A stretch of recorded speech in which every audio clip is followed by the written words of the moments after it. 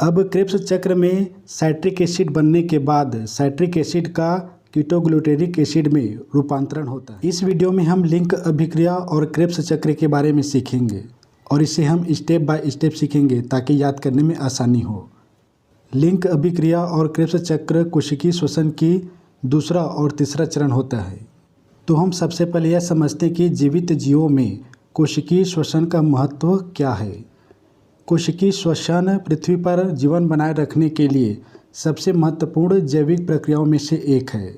लगभग हर जीवित जीव ऊर्जा उत्पन्न करने के लिए कोशिकीय श्वसन का उपयोग करता है और इस ऊर्जा का उपयोग अपने गति, पाचन, अपने प्रजनन और अपने विकास को बढ़ावा देने के लिए करते हैं। कोशिकीय श्वसन अभिक्रियाओं की श्रृंखला को संदर्भित करता है, यानी यह 4 प्रमुख चरणों में संपन्न होता है, जो ग्लूकोज या अन्य श्वसन सबस्ट्रेट के रूप में ईंधन को छोटे छोटे अणुओं में तोड़ देता है और इस प्रक्रिया में ऊर्जा उत्पन्न होती है और यह ऊर्जा एक ऊर्जावाहक अणु जिसे एटीपी कहते हैं उसमें निहित होता है, जो कोशिकाओं को आवश्यकता पड़ने पर उपयोग करने के लिए आसानी से उपलब्ध हो जाता है। तो कोशिकीय श्वसन का परिभाषा क्या है? कोशिकीय श्वसन जीवित जीवों में एक प्रक्रिया है जिसके माध्यम से कार्बन युक्त यौगिक जैसे ग्लूकोज एटीपी के रूप में ऊर्जा उत्पन्न करने के लिए टूट जाते हैं। तो बात ये कोशिकीय श्वसन के कितने चरण होते हैं?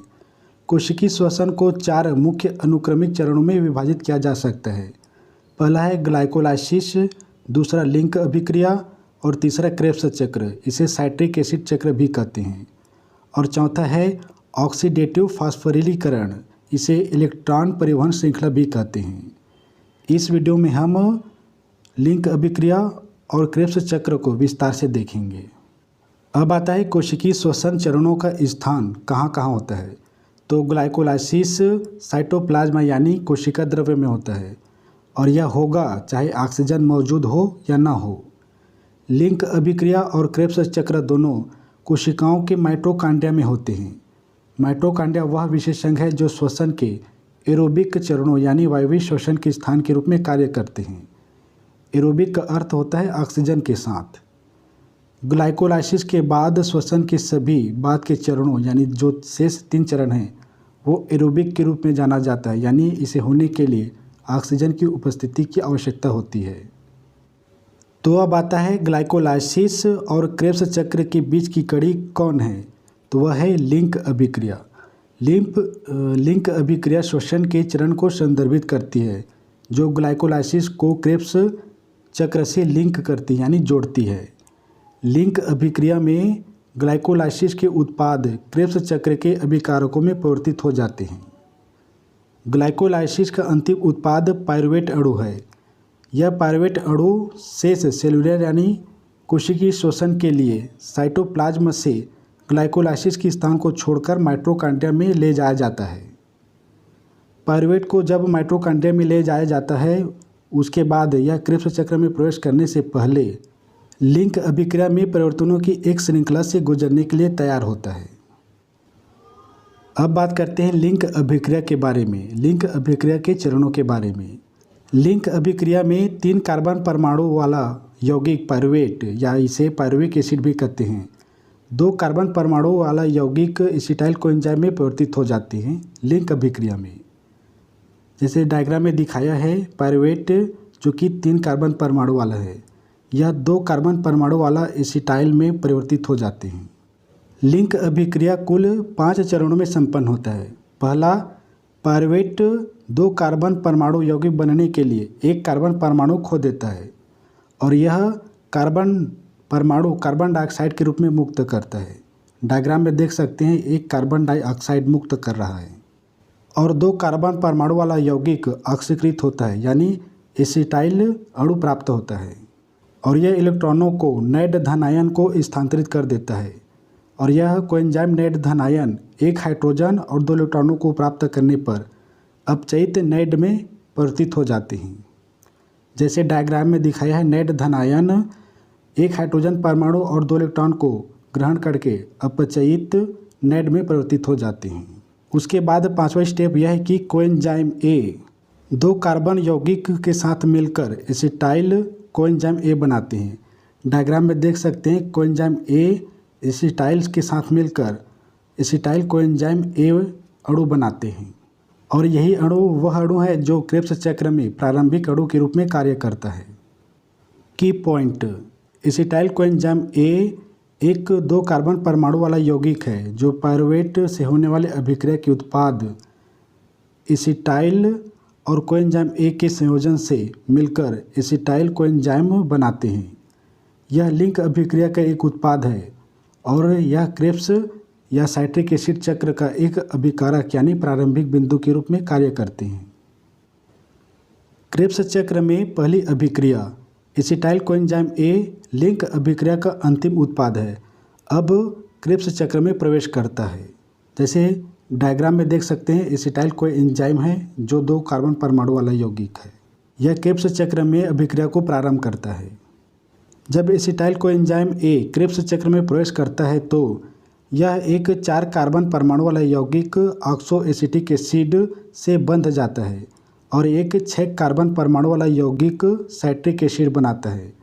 डायग्राम में देख सकते हैं एसिटाइल कोएंजाइम ए 2 कार्बन परमाणु वाला यौगिक है जो 4 कार्बन परमाणु वाला यौगिक ऑक्सल एसिटिक एसिड अम्ल से मिलकर एक 6 कार्बन परमाणु वाला साइट्रिक एसिड अम्ल बनाता है और इसी साइट्रिक एसिड अम्ल के कारण क्रेब्स चक्र को एक और वैकल्पिक नाम साइट्रिक एसिड चक्र कहा जाता है। साइट्रिक एसिड चक्र, यह साइट्रिक एसिड चक्र अन्य प्रतिक्रियाओं यानी अभिक्रियाओं की श्रृंखला से गुजरता है जिससे मध्यवर्ती उत्पाद यानी यौगिक बनते हैं। अब क्रेब्स चक्र में साइट्रिक एसिड बनने के बाद साइट्रिक एसिड का कीटोग्लूटेरिक एसिड में रूपांतरण होता है। सबसे पहले साइट्रिक एसिड 5 कार्बन यौगिक बनाने के लिए कार्बन डाइऑक्साइड के रूप में एक कार्बन को खो देता है। जैसे डायग्राम में देख पा रहे हैं 6 कार्बन परमाणु युक्त साइट्रिक एसिड है जो एक कार्बन को खोने के लिए कार्बन डाइऑक्साइड के रूप में एक कार्बन को खो रहा है। इसका ऑक्सीकरण भी होता है और यह एक हाइड्रोजन 2 इलेक्ट्रॉनों के साथ स्थानांतरित करता है और नेड धनायन द्वारा 2 इलेक्ट्रॉन युक्त हाइड्रोजन को ग्रहण कर अपचयित नेड बनाते हैं। अपचयन वह अभिक्रिया है या ऐसा शब्द है जिसका उपयोग उन अभिक्रियाओं के वर्णन के लिए किया जाता है जहां एक अणु द्वारा इलेक्ट्रॉन प्राप्त किया जाता है। लास्ट में साइट्रिक एसिड के एक कार्बन परमाणु खोने और अपचयन के विक्रिया होने के बाद जो परिणामी यौगिक बनते हैं उसे कीटोग्लूटिक एसिड कहा जाता है। जैसे कि हम डायग्राम में देख सकते हैं कीटोग्लूटिक अम्ल जो कि 5 कार्बन परमाणु वाला होता है। अब क्रेब्स चक्र में सक्सेनिक अम्ल का निर्माण होता है। इस मध्यवर्ती 5 कार्बन यौगिक कीटोग्लूटिक एसिड से एक और कार्बन परमाणु कार्बन डाइऑक्साइड के रूप में नष्ट हो जाता है और एक अन्य नेड धनायन हाइड्रोजन परमाणु को स्वीकार करके अपचयित हो जाते हैं। जैसे हम डायग्राम में देख पा रहे हैं 5 कार्बन परमाणु वाला कीटोग्लूटिक अम्ल एक कार्बन को खोकर कार्बन डाइऑक्साइड के रूप में छोड़ रहा है और एक अन्य नेड धनायन हाइड्रोजन को स्वीकार करके अपचयित नेड का निर्माण कर रहे हैं। इसके साथ साथ एडीपी के एक अणु को एटीपी के एक अणु का उत्पादन करने के लिए फास्फोराइलेट किया जा रहा है। जैसा कि हम डायग्राम में देख पा रहे हैं एक एडीपी के द्वारा एक एटीपी के निर्माण के लिए फास्फोराइलेट किया गया है।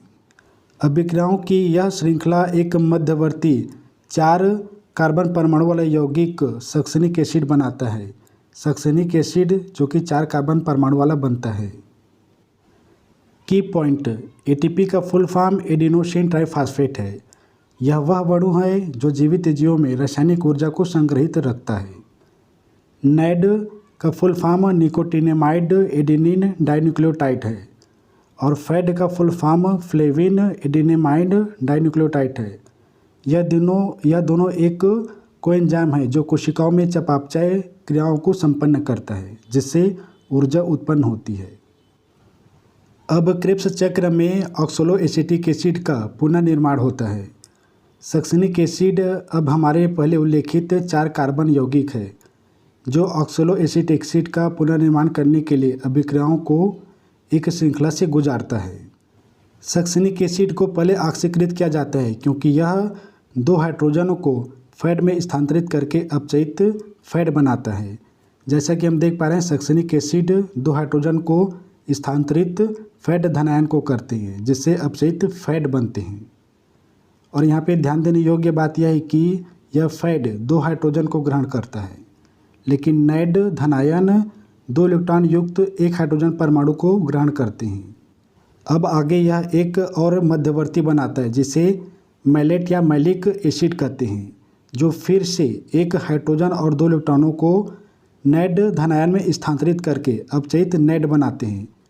मैलिक एसिड जो 4 कार्बन परमाणु वाला यौगिक है, यह 2 इलेक्ट्रॉन युक्त 1 हाइड्रोजन परमाणु को नैड धनायन को स्थानांतरित कर देता है और नैड धनायन अपचयित होकर नैड बनाते हैं।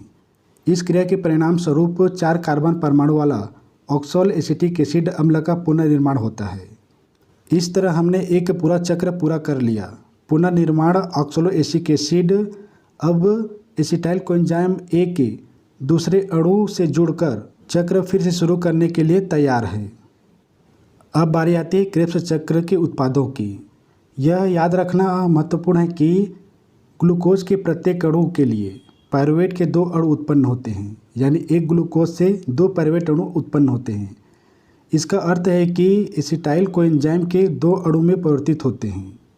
पायरुवेट अणु 2 पायरुवेट अणु है तो 2 एसिटाइल कोएंजाइम में परिवर्तित होंगे। इसका मतलब यह है कि ग्लूकोज के एक अणु के लिए क्रेब्स चक्र 2 बार घटित होता है। इसलिए हमें चित्र में दिखाई देने वाले क्रेब्स चक्र के उत्पादों को 2 गुना करने की आवश्यकता होगी। इसलिए श्वसन में प्रवेश करने वाले ग्लूकोज के प्रत्येक अणु के लिए क्रेब्स चक्र उत्पन्न करता है। पहला कार्बन डाइऑक्साइड के 4 अणु, एक पायरुवेट के लिए 2 कार्बन अणु, 2 कार्बन डाइऑक्साइड के अणु, तो 2 पायरुवेट के लिए 4 कार्बन अणु। उसी प्रकार अपचयित नैड के 6 अणु बनते हैं। अपचयित फैड के 2 अणु और एटीपी के 2 अणु बनते हैं, चूँकि एक चक्र में 1 अणु, 2 चक्र में 2 अणु। क्रेब्स चक्र के उत्पादों का भाग्य, यानी जो उत्पाद प्राप्त हुए हैं उनका भविष्य क्या होगा। तो एटीपी कोशिकाओं के लिए बहुत उपयोगी अणु है। एटीपी को आसानी से कोशिका के चारों ओर ले जाया जा सकता है। ऊर्जा को जल्दी मुक्त करने के लिए अपेक्षाकृत आसानी से हाइड्रोलाइज्ड यानी जल अपघटन किया जा सकता है। दूसरा अणु प्राप्त होता है कार्बन डाइऑक्साइड अणु। यह कोशिकीय श्वसन के अपशिष्ट उत्पाद हैं, यानी इसे माइटोकॉन्ड्रिया और कोशिका के बाहर फैला दिए जाएंगे और अंत में पसीने के साथ या फेफड़ों के माध्यम से शरीर से बाहर निकाल दिए जाएंगे। क्रेब्स चक्र में फैड आयन और नैड आयन इलेक्ट्रॉन स्वीकारकर्ता के रूप में कार्य करते हैं और अपचयित फैड और नैड बनाते हैं। यह अपचयित फैड और नैड एरोबिक सेलुलर श्वसन के अगले और अंतिम चरण यानी चौथा चरण में, जो कि है ऑक्सीडेटिव फास्फोराइलेशन में, अपने इलेक्ट्रॉनों को इलेक्ट्रॉन परिवहन श्रृंखला में स्थानांतरित करेंगे। यानी अपचयित फैड और नैड का अभिकार्य शेष है। इस वीडियो की कुछ की पॉइंट। लिंक अभिक्रिया ग्लाइकोलाइसिस द्वारा उत्पादित पायरुवेट को एसिटाइल कोएंजाइम ए में परिवर्तित करता है, जो क्रेब्स चक्र में प्रवेश करती है। Acetyl coenzyme A oxo acetic acid से मिलकर साइट्रिक एसिड बनाता है। Citric acid oxo acetic acid में सुधार के लिए अभिक्रियाओं की एक श्रृंखला से गुजरता है। इस प्रक्रिया में कार्बन डाइऑक्साइड के 2 अणु और एटीपी के 1 अणु निकलता है।